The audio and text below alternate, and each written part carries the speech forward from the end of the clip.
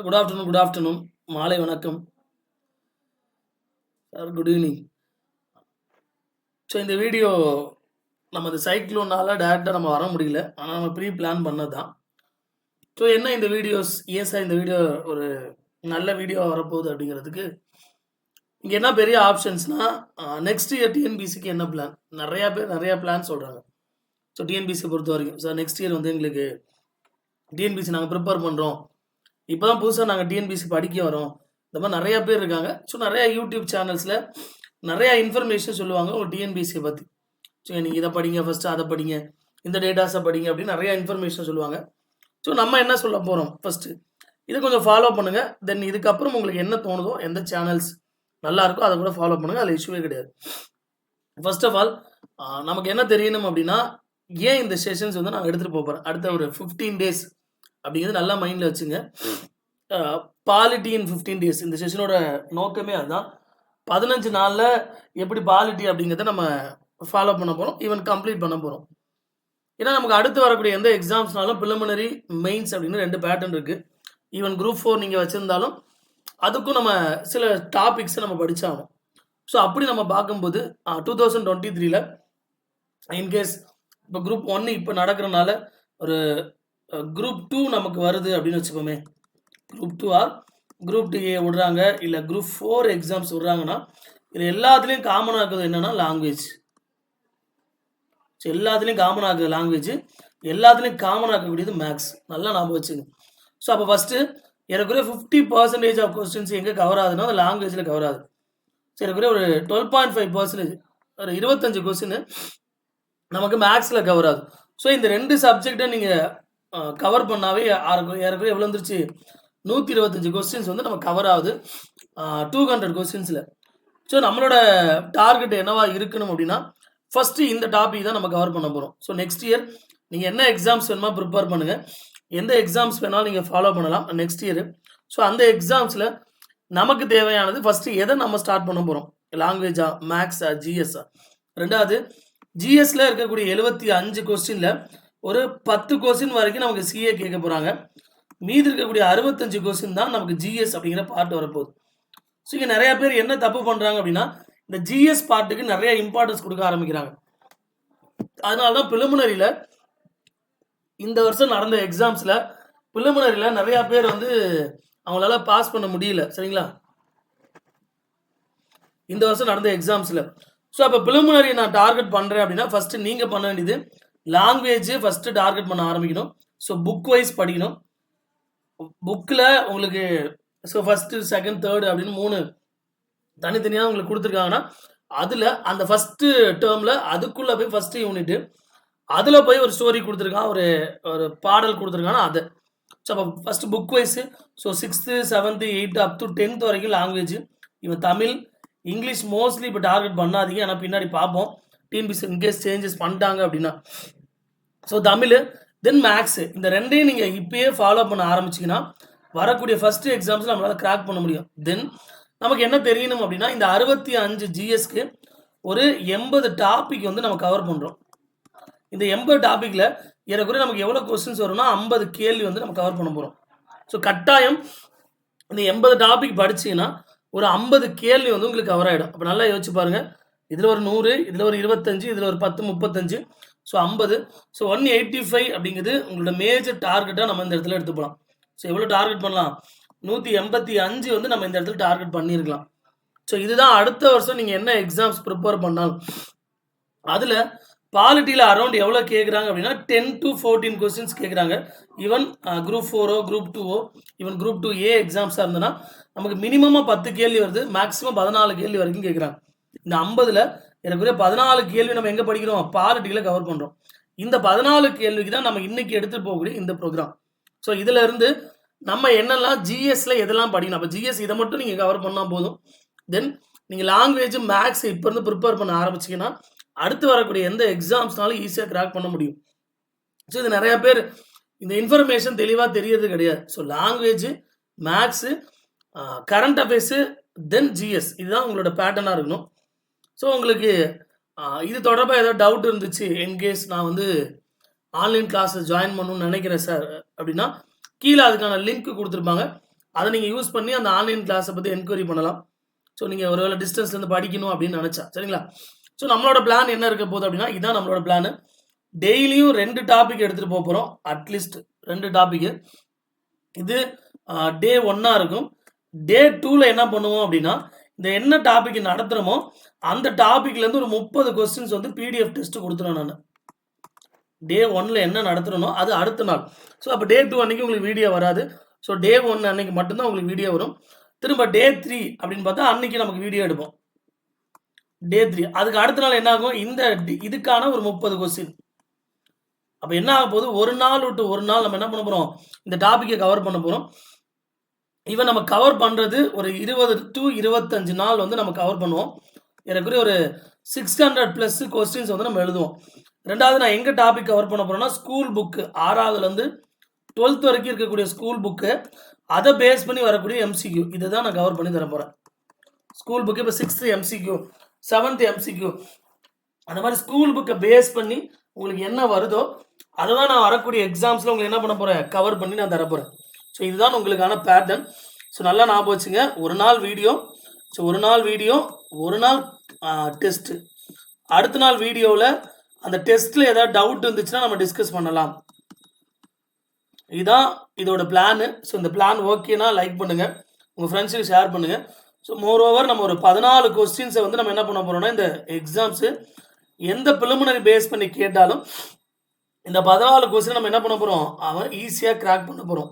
So we have a language ஒரு 100 கேள்வி, திரும்ப சொல்கிறேன். மேக்ஸ் ஒரு 25 கேள்வி, கரண்ட் அஃபேர்ஸ் ஒரு 10 கேள்வி, ஸோ 135 கொஸ்டின். தென் ஒரு 14 கேள்வி பாலிட்டி நம்ம பார்க்க போகிறோம். ஸோ இதுலேயே நமக்கு என்னது 150 அப்படிங்கிறது இதுலேயே நமக்கு கிடைக்குது. இதுக்கப்புறம் நம்ம அடுத்தடுத்து போகக்கூடிய வீடியோஸ், ஹிஸ்ட்ரி வீடியோ போகிறாங்க அப்படின்னா அதுலேருந்து வரக்கூடிய கொஸ்டின்ஸு, இதுதான் நம்மளோட பிளான். ஸோ ஜிஎஸ்க்கு ரொம்ப மெனக்கிடாதீங்க. ரெண்டாவது சார் இப்போல்லாம் ஜிஎஸ் வந்து ரொம்ப கஷ்டமாக வருது, ஸ்டேட்மெண்ட் அசம்ஷனாக வருது அப்படின்னா அதோட இம்பேக்ட் என்ன, அதை வச்சு நம்ம எடுத்துகிட்டு போகலாம். அதை எப்படி நம்ம கிராக் பண்ணலாம் அப்படிங்கிறத வச்சு நம்ம ஜிஎஸ் எடுத்து போகலாம். ஸோ டே 1ல் நம்ம என்ன எடுக்க போகிறோம் அப்படின்னா ஃபர்ஸ்ட் டே 1ல் நம்ம எடுக்கக்கூடியது 1773 ஆக்ட் வந்து 1935 கவர்மெண்ட் ஆஃப் இந்தியா ஆக்ட், அதாவது இந்திய அரசியலமைப்போட ஹிஸ்டாரிக்கல் பேக்ரவுண்ட் அப்படிங்கிற கான்செப்ட். இதுதான் டே 1ல் நம்ம ஸ்டார்ட் பண்ண போகிறோம். இதில் நம்ம என்ன பார்ப்போம்னா 1773 ரெகுலேஷன் ஆக்ட் பார்ப்போம், 1782 பிட் இந்தியா ஆக்ட் பார்க்குறோம், இல்லை 1793 திரும்ப ஒரு council act, sorry charter act பட்டய சட்டம் பார்க்குறோம், திரும்ப 1813, தென் 1833, தென் 1853, then 1858, then we have a 1861 and 1892, 1909, 1919, so 1935 வரைக்கும் நம்ம பார்ப்போம்.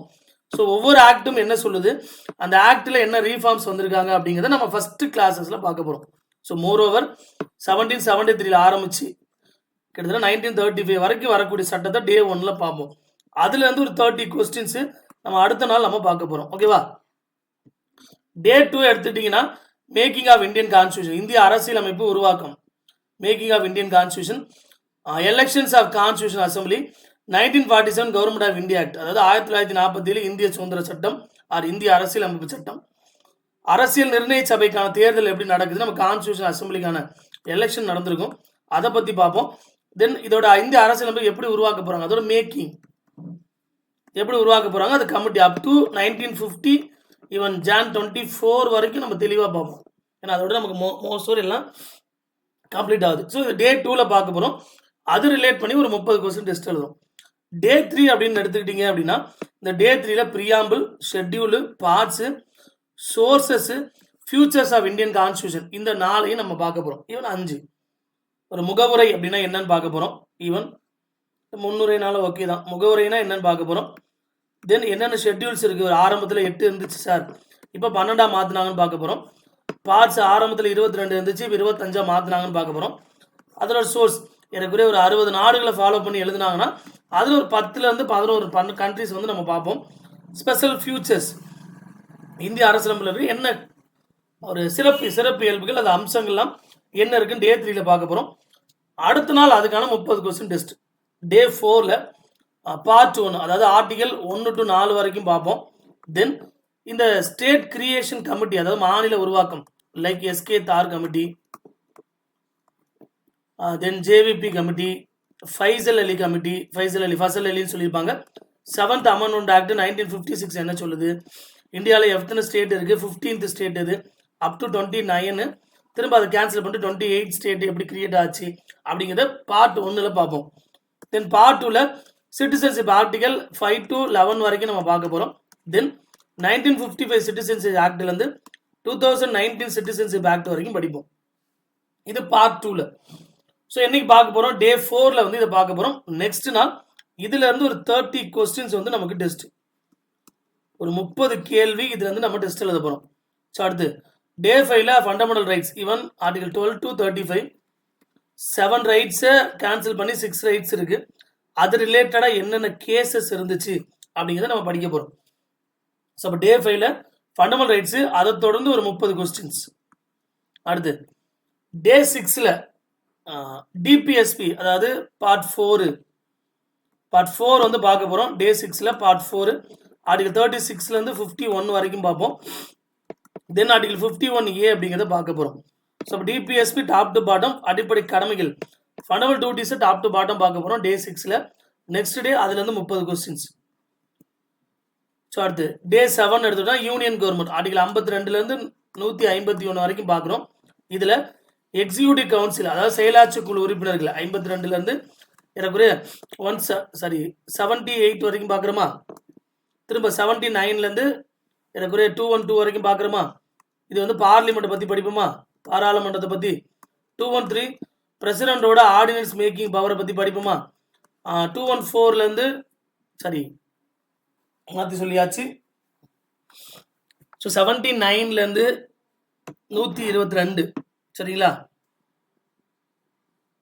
மறுபடியும் பார்ப்போம். ஸோ இதில் நம்ம என்ன பார்க்க போகிறோம்னா ஆர்டிகல் 52லேருந்து 151 வரைக்கும் பார்க்க போகிறோம். இதில் ஃபஸ்ட்டு சாப்டரில் எக்ஸிக்யூட்டிவ் கவுன்சில், அதாவது செயலாட்சி குழு உறுப்பினர்கள் பார்ப்போம். ரெண்டாவது பார்லிமெண்ட்டை பற்றி படிப்போம், பாராளுமன்றம். தென் மூணாவது நம்ம வந்து ஆர்டினன்ஸ் மேக்கிங் பவர், குடியரசுத் தலைவரோட அவசர கால சட்டம் இயற்றும் அதிகாரம். நாலாவது எதை பற்றி பார்ப்போம்னா சுப்ரீம் கோர்ட்டை பற்றி பார்க்க போகிறோம். அஞ்சாவது சிஏஜி. இந்த 5 பேரை படிக்க போகிறோம். இதில் ஏறக்குறைய 52லேருந்து கிட்டத்தட்ட 78 வரைக்கும் வருதுன்னா 79லேருந்து 122 வரைக்கும் வருதா, 123 இருக்கா, அடுத்து 124லேருந்து ஈவன் 147 வரைக்கும் வருதா, 148லேருந்து 151 வரைக்கும் படிப்போம். ஸோ இது நம்ம டே 7ல் பார்ப்போம். ரொம்ப முக்கியமான பாட்டு, டாப் டு பாட்டம். இதுலேருந்து 30 கொஸ்டின் நெக்ஸ்ட் நாள் டெக்ஸ்ட் எழுதுவோம். அதே மாதிரி ஸ்டேட் கவர்மெண்ட், அதே மாதிரி கவர்னர், சிஎம், கேபினட் மினிஸ்டர்ஸை பற்றி படிப்போம். தென் இங்கே இருக்கக்கூடிய லெஜிஸ்லேட்டிவ் கவுன்சில், லெஜிஸ்லேட்டிவ் அசம்பிளி, சட்ட மேலவை, சட்டப்பேரவையை பற்றி படிப்போம். தென் ஹைகோர்ட், உயர்நீதிமன்றத்தை பற்றி படிக்க போகிறோம். தென் நம்ம என்ன பார்க்கலாம் அப்படின்னா இதுக்கு கீழே இருக்கக்கூடிய இந்த சபார்டினேட்ஸ் கோர்ஸை பற்றி படிப்போம். இதுலேருந்து ஒரு 30 கொஸ்டின்ஸ். அடுத்து டே 9ல் பார்த்தீங்கன்னா local self government, central state relationship, elections, rules of law, இந்த ஜுடிஷியல் ரிவ்யூலாம் கேள்வி போகிறோம்ல, அது மாதிரி இருக்கக்கூடிய கான்செப்ட் டே 9ல் படிப்போம். இதுலேருந்து ஒரு 30 கொஸ்டின்ஸ். தென் டே 10ல் like corruptions, then CVC, central information commission, Lokpal, Lok Adalat, Lok ஆயுதா.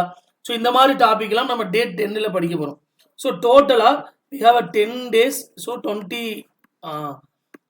days polity class full and full நம்ம யூடியூப்பில் தான் போக போகிறோம்.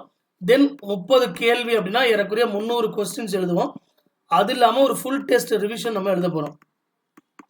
ஸோ நம்ம முன்னாடியே சொன்ன மாதிரி தான் தமிழில் ஒரு 100 கொஸ்டின், மேக்ஸில் 25, கரண்ட் அஃபேர்ஸ் 10, பாலிட்டி 14 எடுத்துக்கிட்டோன்னா ஏறக்குறைய 149 நம்மளோட டார்கெட்டாக வச்சுருக்கோம்.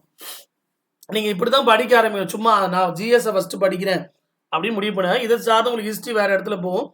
ஸோ இதுதான் நம்ம அடுத்த ஒரு மாதம் நம்ம பார்க்க போகிறோம். ஸோ ஒரு நாள் விட்டு ஒரு நாள் கிளாஸு, ஒரு நாள் டெஸ்ட்டுக்கு வீடியோ போடுவேன். அந்த வீடியோ கீழே பிடிஎஃப் இருக்கும். ஸோ நீங்கள் என்ன டவுட்னாலும் அதில் கேட்டுக்கலாம். ஸோ என்னன்னா என்னைக்கு இதை ஸ்டார்ட் பண்ணலாம். ஸோ இன்னைக்கு நம்ம சைக்ளோன், அதனால் நான் நேரடியாக உங்களை பார்க்க முடியல. ஆனாலும் நம்ம அந்த சைக்ளோன்லேயே நம்ம விடக்கூடாது. நிறைய பேர் இப்போ தான் வீட்டில் இருப்பீங்க. அட்லீஸ்ட் இன்னைக்காவது உங்களை போய் சேரட்டும் அப்படிங்கிறது ஒரு ஆப்ஷன். அதனால தான் நாங்கள் இதை போடுறோம். என்னைக்கு ஸ்டார்ட் பண்ணலான்னு கீழே கமெண்ட்டில் கொடுங்க. தென் இந்த மாதிரி வேறு ஏதாவது உங்களுக்கு கிளாஸஸ் வேணும், அதாவது ஏன்ட்டு வேறு ஏதாவது இந்த மாதிரி எதிர்பார்க்குறீங்கன்னா அது என்ன அப்படிங்கிற இன்ஃபர்மேஷனும் கீழே கமெண்ட்ஸில் கொடுங்க. ஸோ உங்களுக்கு இங்கே ஆன்லைன் கிளாஸஸை பற்றி ஏதாவது டீட்டெயில் தெரியணும்னாலும் கீழே கமெண்டில் இருக்கக்கூடிய அந்த லிங்க்கை கிளிக் பண்ணிங்கன்னா உங்களுக்கு அந்த இன்ஃபர்மேஷன் சொல்லுவாங்க. ஸோ நான் ஆல்ரெடி ஒரு 6-7 பேட்சஸ் போயிட்டுருக்கு. ஸோ அந்த ஸ்டூடெண்ட்ஸை மீட் பண்ணி கேட்கலாம் எப்படி இருக்குன்னு சொல்லிட்டு, சரிங்களா? ஸோ இதான் அடுத்த ஒரு மாதத்துக்கான பிளான். ஸோ லாங்குவேஜை இப்பயே ஸ்டார்ட் பண்ணுங்கள், நடத்தலைன்னு யோசிக்காதீங்க, தமிழ் புக் எடுத்து படிக்க ஆரம்பிச்சிருங்க, அதே சமயத்தில் மேக்ஸ். So thank you. எந்த சந்தேகனாலும் திட்டுனாலும் சரி, இல்லை எனக்கு வேறு ஏதாவது அட்வைஸ் சொல்லணும்னாலும் சரி, சஜஷன் சொல்லணும்னாலும் சரி, கமெண்டில் தாராளமாக நீங்கள் இதை பற்றி சொல்லலாம். நாளைக்கு நம்ம போகும்போது அந்த பெரிய போர்டில் போயிடுவோம். இன்னைக்கு சைக்ளோனால நம்மளால அங்கே போக முடியல, சரிங்களா? So thank you so much. மீண்டும் நாளை ஒரு நல்ல வகுப்பில் உங்களை சந்திப்போம். தேங்க்யூ.